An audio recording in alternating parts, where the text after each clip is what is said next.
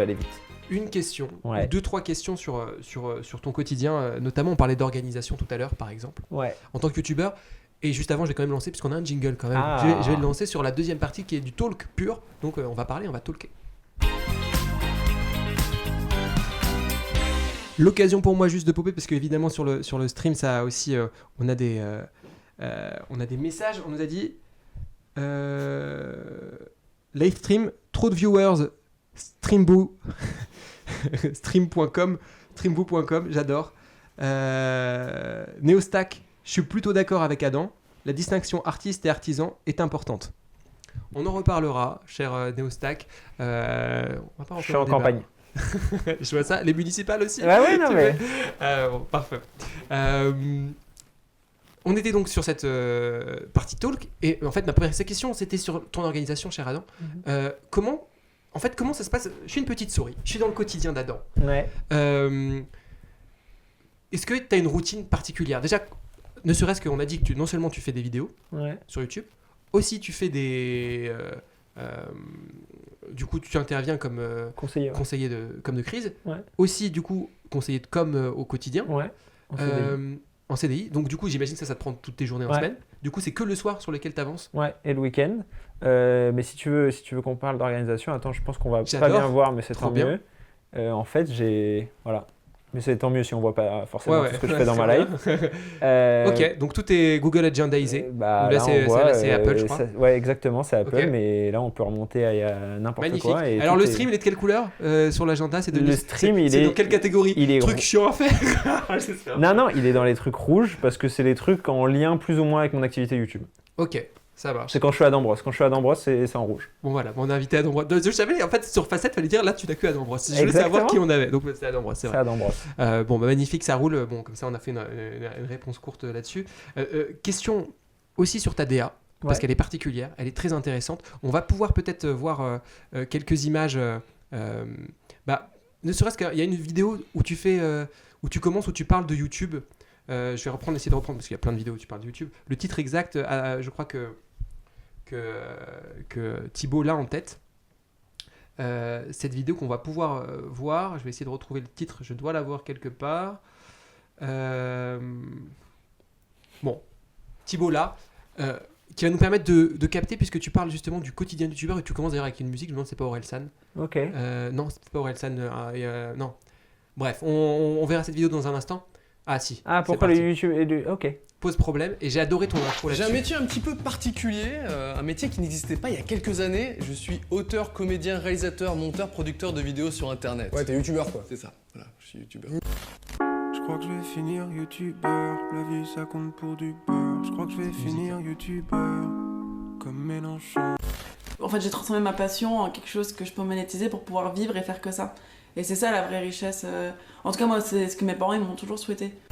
La vidéo que vous êtes en train de visionner date du 5 juillet 2012. C'est le dernier jour de cours, je suis en CM2 et je profite que la maîtresse tourne le dos pour capturer cette vidéo de manière totalement illégale. Alors, techniquement, c'est une instru d'Orelsan. Directement depuis l'iPad de la classe. J'arrive à me connecter à mon compte YouTube et à la mettre en ligne par le Wi-Fi de l'école. Quelques mois plus tard, c'est bien je comme décide ça, on aura de cité aussi la musique. Donc, merci. En fait, cette intro, je l'adore parce que justement, toi-même, déjà, si tu te mets en scène en tant que youtubeur et que tu parles de YouTube, donc je trouve qu'on est clairement il y a cette mise en abîme, voilà. Truc méta, et c'est l'occasion pour moi de te poser deux questions. D'une part sur ton histoire, puisque tu reviens dessus, et comment tu as commencé. Tu nous as parlé de ce livre il y a un instant, mais on aimerait en savoir plus de comment, en fait, tu m'as dit au téléphone qu'en fait c'est depuis que tu as 12 ans que tu es sur YouTube. Donc c'est ça qui est aussi intéressant par rapport aux gens qui se lancent sur YouTube aujourd'hui. C'est pas du tout la même chose, et toi tu as suivi évidemment tout ça, et c'est super intéressant de voir cette évolution. Donc je vais te poser une question dans un instant là-dessus, mais aussi à la base c'était sur ta DA. Donc dans un second temps, où là c'était cool parce que ça nous permettait, cette petite vidéo aussi, de voir tes effets, ta couleur. On voit à peine, t'es en 4 tiers. Ouais. Là, parce que, voilà, on a notre habillage nous-mêmes qui est en 16/9 peut-être, mais en tout cas là, qui ressemble. Voilà. Et en fait, moi, donc, ce que j'ai retenu, parlons de la DA d'abord, et puis peut-être comment tu es arrivé sur YouTube. Si je résume, parmi les principaux points, et ça que je trouvais très intéressant, la DA à Dambros, c'est d'abord un effet VHS. Un effet VHS, exactement. Ouais. Télé. Donc parfois ça vite comme ça. Évidemment, c'est une télé qui s'ouvre, qui se ferme. Alors visiblement sur les anciennes vidéos, c'est plus le cas maintenant. Ouais, c'est plus le cas maintenant. Et même l'effet VHS est l'émission un culte peu de atténué Koh-Lanta. parce qu'il y a des gens que ça gênait un peu et parfois ça rendait un peu trop sombre certaines vidéos. Mais il y a encore. C'est un peu l'effet comme vous savez quand vous avez le filtre sci-fi. C'est peut-être ça ressemble un peu à ça. Autre chose que quand même, il y a encore très souvent que je vois qui fait partie pour moi de cet ADN, évidemment, sûrement inspiré de d'autres choses qui existent, c'est que tu joues beaucoup sur les multi-écrans, enfin sur les filtres. C'est-à-dire qu'on te voit au travers d'une autre image, c'est une espèce de... Ouais, de surimpression. En fait, j'utilise beaucoup d'images d'illustration. Voilà. Là, il n'y en a pas dans cette vidéo. Parce que justement, pareil, c'est toujours difficile de voir. Parce que les gens, ils sont pas habitués. C'est comme le 4 tiers. J'ai commencé mes vidéos en 4 tiers. Les gens, ils devenaient fous. Les commentaires, c'était mais pourquoi c'est en carré? Ça va pas du tout. Mais vraiment, j'ai vu des gens qui étaient touchés premier degré par le fait que c'était en carré. Ça leur allait pas. Hein. C'était la panique totale. Et maintenant, les gens, ils s'en foutent. Moi, je remercie les gens. J'ai pas encore eu trop de réponses sur pourquoi c'est jaune. Peut-être parce qu'il n'y a pas encore assez de gens. Mais je pense que c'est une grande partie de la réponse. Mais il y a beaucoup de jaunes. Mais c'est le même truc. C'est un parti pris. Allez, go. C'est ça. Et c'est ce que je dis souvent. C'est que moi, c'est le meilleur signe. C'est quand des commentaires me disent pourquoi la vidéo en 4 tiers. C'est que c'est un nouveau viewer. Ouais, j'ai vu ça. exactement. Popé. Et ça, c'est vraiment, c'est dans les bons signes. Donc, non, c'est un peu ça la DA. L'idée, c'était de bousculer un peu. Voilà, c'est ça le filtre. Exactement, on voyait derrière. Il y a des gens que ça gênait, donc pour l'instant, je ne l'ai pas mis. Enfin, je l'ai enlevé, mais je... Ah, tu le fais plus, ça? Non, je le fais plus, okay. Mais je pourrais le refaire, j'aimais bien. Justement, j'expérimentais, et c'est encore ce côté-là, et c'est ça que j'aime bien sur YouTube, c'est que, je pense que c'est ça qui te plaît sur Twitch, c'est de pouvoir expérimenter. Il n'y a pas un producteur qui me dit, non, tu fais pas ça, quoi. L'artisan Adam Brosse. Exactement. Pas oui. Non, pour le coup, c'est pour moi je considère que c'est pas des œuvres d'art, quoi, ce que je fais. Et pourtant, j'y mets toute mon âme entre guillemets. Bah ouais. Mais non, j'essaye d'expérimenter, en fait, j'ai la chance de pas vivre de YouTube. Ça peut paraître contre-intuitif comme phrase, mais et ça m'octroie cette liberté de pouvoir me dire je vais tenter des codes différents, et même si demain ma vidéo elle marche pas parce qu'en fait je l'ai mise en 4 tiers et j'ai mis des surimpes que les gens aiment pas, bon, c'est pas grave. Et toi tu fais en sorte, justement, en fait ton idée c'est d'avoir justement ce lieu artisanal du coup c'est pour ça que tu veux pas monétiser typiquement trop ce que tu fais, d'avoir de sponsors, là où tu as eu des propositions, des choses comme ça. Ouais, j'en ai eu plein, j'en ai toujours des propositions. Non, plusieurs raisons, pas de sponsors. Première raison, j'en ai pas besoin. J'ai un salaire, donc en fait, il y a un moment, quand on a de l'argent, ça suffit. Enfin, je veux dire... t'as pas envie nécessairement. Mais parce que ça peut être aussi, puisque tu m'as dit, c'est ça qui est aussi intéressant, mais peut-être que comme tu fais toi-même de la com de crise, t'as conscience des enjeux qui se passent derrière. Mais... parce que tu me disais que c'est parmi toutes tes facettes celle où tu prends le plus de plaisir. Mais est-ce que paradoxalement tu prends plus de plaisir parce que tu as les autres aussi? C'est celle où je prends le plus de plaisir et celle où je suis le plus libre. Et c'est ça aussi qui est intéressant, c'est qu'en fait, il n'y a aucune marque qui regarde ma vidéo avant que je la publie. La seule personne qui regarde ma vidéo avant que je la publie, c'est moi-même, et techniquement le robot de YouTube, au cas où je dise des dingueries. Et ça, c'est une liberté de fou, et c'est une liberté que quasiment aucun humain n'a eu avant l'arrivée de YouTube, quoi. De pouvoir diffuser à une large audience comme ça un contenu autoproduit. Je suis d'accord avec toi, sauf sur un point, c'est que ta liberté, elle est quand même limitée par... Et le dispositif. Le dispositif, certes, les codes, et surtout la plateforme, qui est un GAFAM, voilà, YouTube va te dire un algorithme, c'est ça peut-être pour aussi avoir vu, parce que j'imagine que ça fait partie aussi quand même d'un objet, enfin en tout cas pour ne serait-ce que prendre du plaisir à raconter des choses, pour moi-même, alors, c'est toujours plus plaisant quand on s'adresse et qu'on a une caméra en face de soi d'être vu. Ah bah de toute façon, c'est souvent, même parfois, ça m'arrive très peu, mais ça m'est arrivé d'être en mode c'est dommage, cette vidéo elle a moins bien marché et tout. Et les gens me disent mais les vidéos tu les fais pour toi. Non, les vidéos je les fais pas pour moi. Si je les faisais pour moi, elles seraient dans mon disque dur, elles seraient pas en ligne sur YouTube devant des. Donc non, c'est toujours mieux quand ça fonctionne, mais disons que c'est pas du tout mon moteur principal. Et même là-dessus, du coup, je me sens assez peu limité. Tu vois, j'ai fait 3 vidéos et c'était des documentaires d'1h30 chacun sur les youtubeurs. À l'inverse, je peux faire des vidéos parfois qui durent 15 minutes sur un sujet qui m'intéresse. Je me limite pas très peu, même si, encore une fois, évidemment, je suis obligé que ça soit en format vidéo. Je suis obligé que, non pas que ça soit en français, mais que ça soit compréhensible. Enfin, je veux dire, il y a des limites évidemment, mais disons qu'en termes de liberté, c'est énorme. C'est clair, je te rejoins. Mais néanmoins, ce cas, j'allais dire, néanmoins, tu utilises des codes typiquement d'une petite musique de beat. Alors peut-être que c'est un code artistique de volonté, mais qui est aussi quelque chose qui vient dynamiser une vidéo parce que ça rentre dans des codes. C'est tout le paradoxe d'ailleurs de l'art aujourd'hui, c'est ce mélange de donner aux gens quelque chose, ou de l'artisanat pour reprendre, de donner quelque chose aux gens qui vont comprendre en termes de langage, et que ce soit cohérent, tout en pouvant innover nécessairement. Donc tu es obligé à un moment donné de prendre quand même des choses liées à un code. Et visiblement, ces codes-là sont aussi des codes dans lesquels toi-même tu t'épanouis, dans lesquels que tu aimes bien, c'est-à-dire qu'ils correspondent aussi à ta DA, entre guillemets. Ouais, quand je mets des vidéos, quand je mets des musiques en fond, c'est effectivement pour donner du rythme, mais même pas tant que ça, c'est juste parce que souvent je mets des instrus, là tout à l'heure il y avait une instru d'Orelsan, je mets des instrus de trucs que j'aime bien. Pareil sur les illustrations, techniquement, même si je voulais optimiser, je pense que je mettrais moins d'illustrations dans mes vidéos. Parce qu'en fait, la plupart des gens, ils font autre chose, ils écoutent ma vidéo, mais ils regardent pas forcément. Donc c'est pas si intéressant de mettre tant d'illustrations que ça. Mais les illustrations, je les choisis moi-même. Et j'aime bien mettre des illustrations de séries, de films ou de trucs que moi j'aime bien et qui me ressemblent. Donc pour le coup, parfois ça m'arrive d'aller à l'encontre des codes de YouTube parce que j'ai envie de faire un truc qui me fait plaisir. Mais c'est juste que, à un certain niveau de youtubeur, quand tu as des contraintes financières, tu peux pas faire autrement, quoi. Je comprends. Je réalise parce qu'il y a The Wares qui nous dit rôle emploi du temps, donc sur l'emploi du temps, j'arrive un peu en retard là, sur l'emploi tout à l'heure, donc effectivement sacré emploi du temps que tu avais, mais intéressant effectivement aussi ce point que tu nous dis. J'essaie de retrouver le fil de ce que tu me disais là. Tu me parlais du format, etc. de mes vidéos et de la DA. Et de l'ADA, exactement. Et en fait, on retrouve quand même une vraie ADN aussi. Est-ce que tu prends du plaisir, toi, à développer ça aussi, la dimension complètement. plus artistique au-delà du fond? Parce que moi, ce que je constate aussi, et c'est ça qui est assez fort, pour moi, c'est vraiment de tes forces pour être aussi, du coup, avoir cette casquette professeur parfois.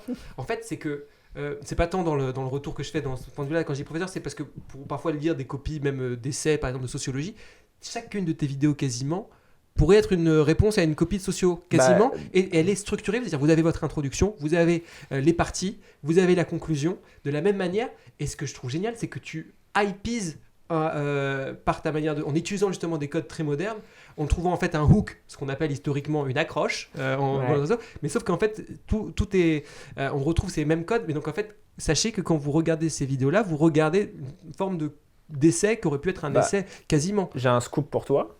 Tu vas adorer en plus. C'est sur la vidéo avec Malcolm. Cette vidéo avec Malcolm, elle n'est pas qu'une vidéo avec Malcolm, elle est aussi un devoir que j'ai rendu à un professeur du CELSA où j'ai juste enlevé toutes les références à YouTube en mode abonnez-vous pouce bleu. Parce qu'on avait un devoir à rendre où on devait analyser un élément de la culture populaire. J'ai pris le script de ma vidéo, j'ai enlevé les références à YouTube, j'ai remis la problématique ou quoi, mais genre ça m'a pris 10 minutes et je l'ai envoyé tel quel. Et ben voilà, et t'as eu une bonne note? Et j'ai eu une bonne note. Et ben voilà, et ben donc voilà, franchement, je suis ravi, ça montre que si Non, et même mon documentaire sur l'histoire des youtubeurs, en fait, pourquoi je l'ai fait, c'est parce qu'au CELSA, on a un mémoire à rendre en dernière année, qui est assez lourd, et sur lequel il faut faire notamment des entrevues. Et en fait, les interviews de mon documentaire, de ce documentaire en plus précisément, en fait, c'était les interviews de mon mémoire, et la moitié de mon mémoire est dans le docu et inversement. J'adore parce que j'ai en même temps une réponse à une autre question que je vais poser, mais qui m'a un petit peu répondu, mais pour le coup, là, ça me confirme bien, sur l'organisation et l'emploi du temps. Ce qui est génial aussi, c'est qu'en fait, tu optimises magnifiquement les choses aussi. Je trouve ça génial. Pour moi, c'est une philosophie, même quelque part, tout étudiant en sociologie, s'il veut apprendre des références telles que évidemment le parasocial, la rythmique procédurale, Milgram. Bon là j'ai cité des choses sur la dernière vidéo, la rhétorique procédurale. Pardon, autant pour moi. Rythmique procédurale, ça doit être autre chose. La rhétorique. C'est quand la juge, elle fait du tambour avant de donner ta sentence. Ça doit être ça. Bon en tout cas voilà toutes ces références là qui sont aussi des références techniques de l'école de Chicago, parfois d'autres écoles. Bref. C'est toujours très intéressant d'une manière en fait de rentrer dans des sujets que je trouve qui devraient, ça serait intéressant. C'est pour ça que je crois que je te l'avais dit au téléphone. À mon avis, à un moment donné, se rajoutera potentiellement la casquette peut-être toi-même de professeur. Je pense que tu t'amuserais. Je sais pas si je serais un bon prof. Je sais pas, mais c'est toi qui sais. Écoute, ça sera aux élèves au moment où je serai prof de le découvrir. Et peut-être que quand tu feras un stream, l'élève te dira plus ou moins, soit avec politesse, il te dira tous les profs que j'ai jusqu'à maintenant étaient des bons profs. C'est pas avec politesse, c'est que c'est la méta. Je t'ai dit, pour l'instant, je suis pas en procès avec le CELSA, j'ai pas envie de l'être. Bon, voilà. Écoute, magnifique. Ah si, l'autre question, c'était comment t'es l'histoire de Adam Bro. Ok, Brosse, oui, l'histoire. Non, l'histoire d'Adam Brosse. En fait, j'étais fan du Palma Show. Donc, il y a un collectif d'humoristes qui a commencé sur Internet et qui est ensuite allé à la télévision. Et j'avais une caméra qui traînait chez moi. Et du coup, j'ai proposé à un pote de faire une parodie, de faire une reprise du Palma Show et de l'héberger, parce qu'à l'époque, c'était même pas publié, parce que YouTube, c'était en 2011. Donc, C'était vraiment assez balbutiement en France en tout cas. Et du coup ça a commencé comme ça, et en fait j'ai trouvé ça fun, j'en ai fait d'autres et petit à petit le truc s'est créé. Bah, écoute, moi je trouve ça beau que dès 12 ans, et en fait je vois la continuité avec le livre, tu t'es motivé comme ça aussi sur quelque chose qui... Puisque tu as fait t'as quelle période C'était avant 2014 quand tu avais 12 ans? Oui, de 2012. Je suis en 2001 donc ok, trop drôle. là, le calcul est pas trop compliqué. La force des 2001, let's go. Visiblement Thibaut aussi. Le palmacho effectivement. Voilà, et donc bon. Bah, c'est trop drôle. Écoute, on arrive sur un moment donné où j'ai envie de te poser des questions en rafale. Waouh. Donc c'est vraiment des questions tac-tac, quoi. Ouais. Eric ou Ramsey? Eric ou Ramsey? Non, tu verras, elles sont beaucoup moins rafales que ça, mes questions. J'ai la réponse, Eric ou Ramsey. Alors? Bah, Eric. Platane et tout, énorme. Mais grand respect pour Ramsey, évidemment. Eh ben, on va revenir. On va reparler d'eux à un moment dans le stream, je me doute, alors, je sais pas si tu sais, hein, mais ici, tu es face à un professionnel des médias. Je sais que c'est prévu ensuite dans le stream. Donc, en fait, là, je fais du teasing pour tous les gens qui nous regardent. Ça va être énorme. Je vais dénoncer des trucs. Ça va être énorme. Je sais pas si mon rajoute, tu me diras. Si tu demanderais conseil, Non, c'est très bien. C'était nickel. Parfait. On est sur le. On est comme ça pour la miniature. On est sur un bon clip farming là. Voilà, je sais pas, c'est un peu trop drama quand même. Non, c'est parfait, c'est ce qu'il faut. Bon, bah, c'est un professionnel de la com de Chris qui me dit. Exactement. Est-ce que. Bon. Alors, du coup, si je reprends ma première question, elle est très simple. La vidéo avec laquelle tu as pris le plus de plaisir? Celle que tu dis, tiens. Celle sur la célébrité, qui s'appelle La célébrité, c'est devenir l'ombre de soi-même. J'ai adoré celle-ci, et c'est celle-ci que j'ai vue. Ok, sur LinkedIn. Sur LinkedIn. Ouais, j'avais fait un post pour dire je savais qu'elle marcherait pas, mais et c'est là où je me suis aperçu que en fait, la personne qui me parle, c'était mon étudiant. et c'est là, voilà.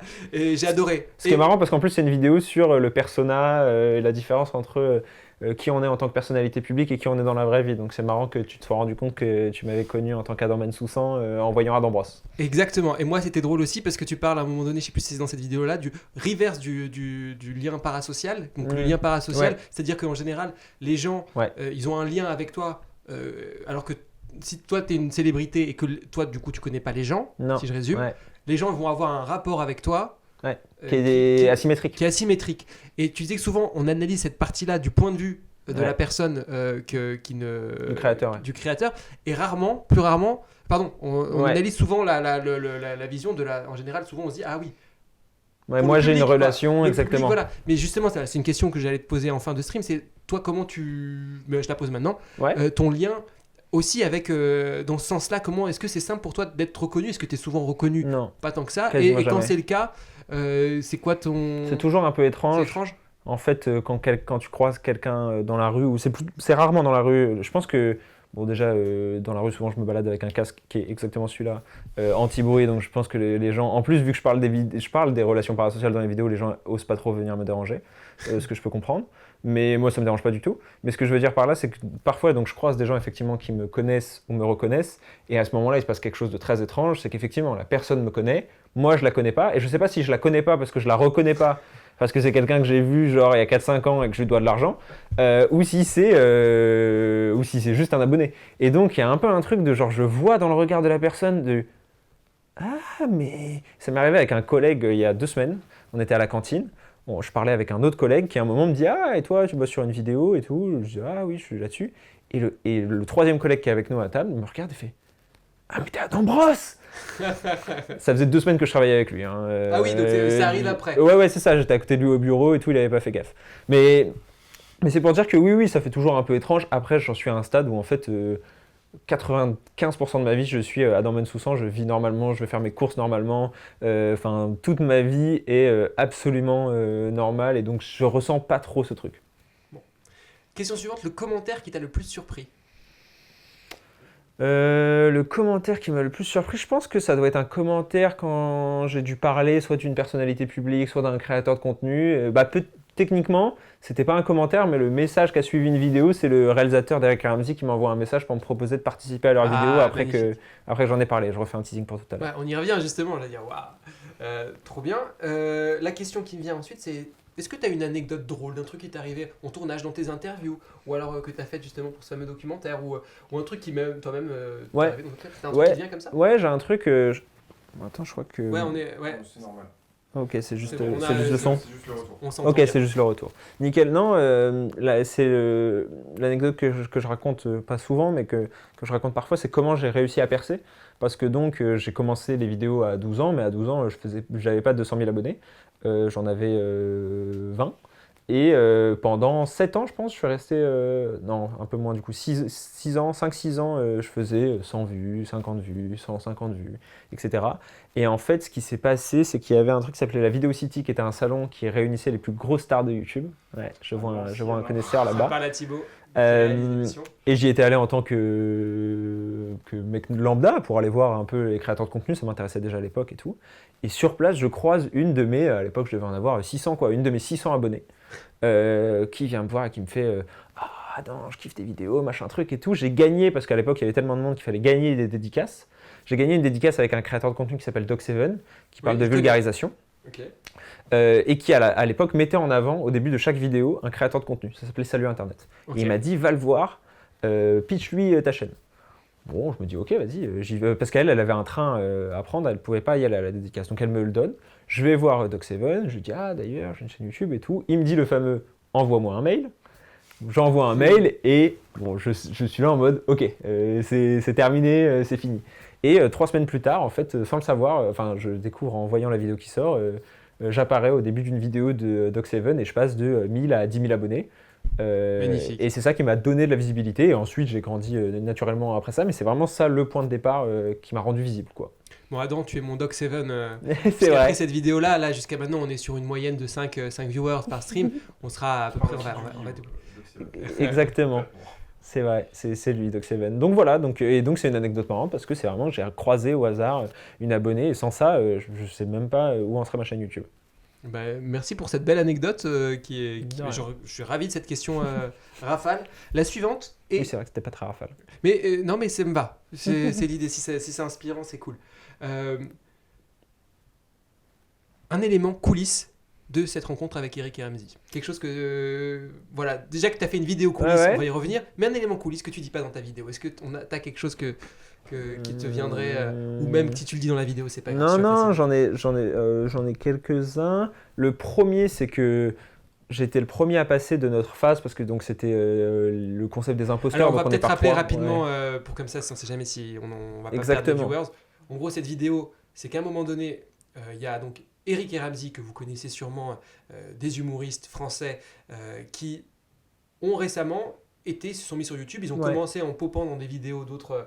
Et ils ont créé leur propre chaîne. Ils ont créé leur propre chaîne et ils ont fait leur premier format sur la chaîne, c'est Kik et Mytho, qui est une forme de reboot, une reprise du format de Squeezie, qui est l'imposteur.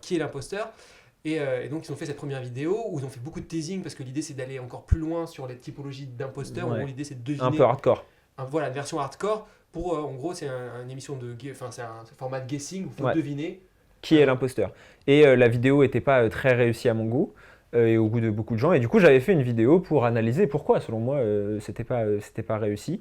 Et c'est ce que je disais tout à l'heure. Ensuite, j'ai été contacté par le réalisateur pour apparaître dans leur vidéo dans une séquence où il y avait du coup 3 haters et ils devaient deviner qui était le vrai hater.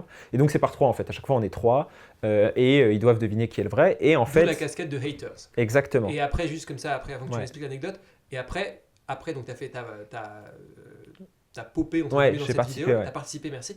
Et juste après, t'as fait une vidéo où t'as analysé aussi, c'est pour ça que je disais qu'il y avait aussi des éléments coulisses qui étaient très intéressants que tu donnais suite à cette vidéo. D'ailleurs, tu donnes aussi ton avis sur la version 2 de la vidéo qui a été faite ensuite.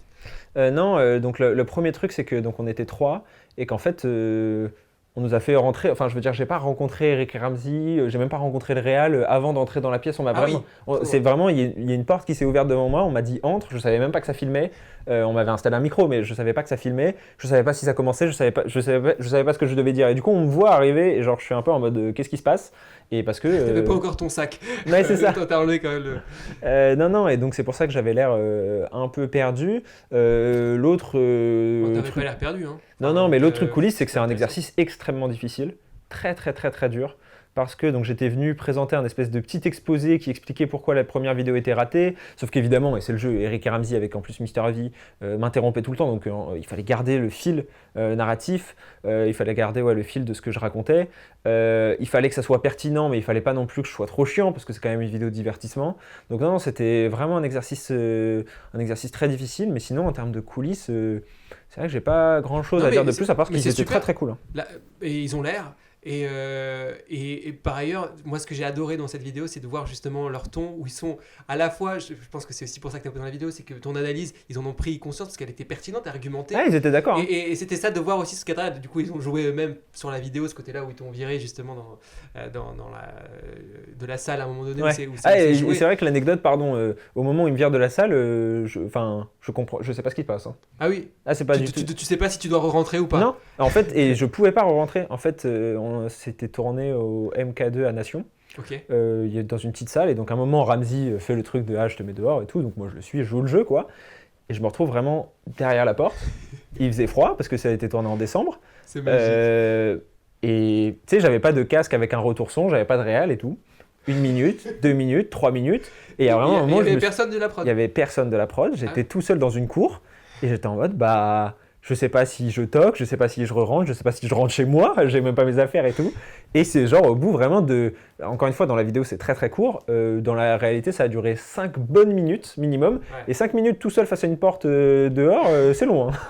Ouais, donc t'as quand même vécu... franchement, là, je suis ravi parce qu'on a d'anecdotes. À la fois, cette fameuse scène voilà, et de quand il te vire. Et aussi le fait que quand t'arrives... aussi t'étais pas préparé, c'est que vraiment il y a cette porte là, nous on pense qu'il y a tout un staff derrière, mais pas du tout en fait. C'est de voir non, il y a quelqu'un qui est venu m'installer le micro, on m'a dit entre, et c'était, mais je pense que c'est le jeu aussi, c'est leur objectif, et pour le coup ils ont raison, qu'on n'arrive pas trop préparé, tu vois. Si je les avais rencontrés avant et tout, le mood aurait pas été le même. Là c'est ça qui est intéressant, c'est le côté ils savent pas qui je suis, Yvick lui, ça c'est vrai que c'était étonnant, me reconnaît, moi je m'attendais pas du tout à ce qu'ils me reconnaissent, et il me dit mais oui je connais, c'est Adam Bros et tout, et donc pareil ça me décontenance de fou parce que j'avais prévu des trucs sur Yvick et j'étais en mode ok, enfin bref. Et puis t'expliques aussi ce qui est intéressant dans le fond de ta vidéo aussi, que la difficulté, et donc ça c'est ce que t'expliques dans ta vidéo après, voilà, où tu dis la difficulté c'est d'avoir des mots-clés qui vont pouvoir éventuellement recaler à un moment donné, qui expliquent bien ta pensée. Exactement. Parce que tu te doutes que la vidéo va être montée ensuite. Parce que la séquence elle a duré, c'est ce que je dis dans la vidéo pour le coup, elle a duré 15 minutes minimum je pense dans la vraie vie. À la fin il en reste 3 dans la vidéo. Et ça je le savais au moment du tournage, et effectivement du coup je me suis dit le meilleur moyen pour que ça soit utilisable, parce que je pensais aussi à eux, moi l'objectif c'était de faire une bonne vidéo, tu vois, c'était de me dire je vais prendre des espèces de mots-clés, des punchlines et tout, qu'ils vont pouvoir réutiliser au montage. Et écoute, je crois que ça a été le cas, donc c'est vrai que c'était assez intéressant. Ouais, c'était fait.